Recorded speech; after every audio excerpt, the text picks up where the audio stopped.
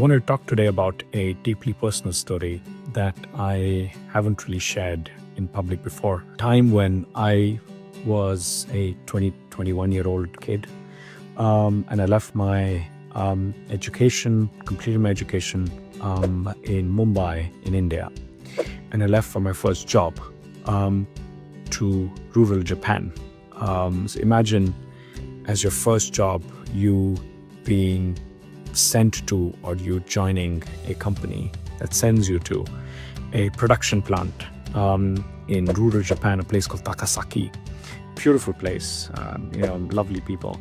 But me not knowing the language, not knowing the culture, not knowing the food, not knowing, what to do there, I had to figure out everything by myself. I had to learn the language, I had to pick up the way of working as well. I had to sort of, really integrate myself. And that was one of the hardest things I've ever done. When I went to the production plant, there was 300 Japanese people, and then there was me, an Indian guy. So it's a very hard place to really have as your first career, as your first job. So I was, as an economic migrant, I was a skilled worker that went overseas to find their first job.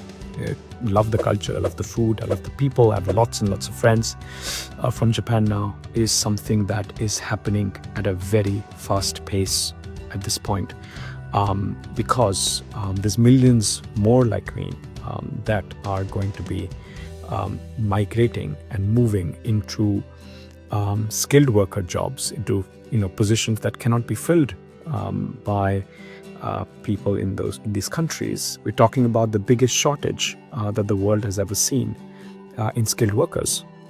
Professions like healthcare, in technical engineering, in hospitality, in logistics. It's just impossible to find these 85 million people in the countries we're talking about, Germany, Japan, the UK, Canada, Australia, the US.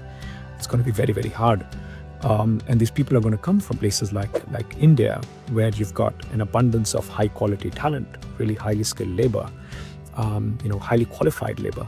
One of the biggest things that we can do for these people, and they're not coming there as refugees, they're not coming there as trying to want to settle even in these countries for the long term. They're really coming there to be able to contribute to the economies, to our economies, to be able to support the healthcare sectors, to really support the engineering sectors, manufacturing sectors, and sectors that are really struggling because of a lack of workforce. So it is really our duty, it is our job to help them, to get them feel supported, to help them feel integrated, to really get them to appreciate the hospitality that we can provide them in their new homes, in the new countries. That's really an appeal I have because I've been there.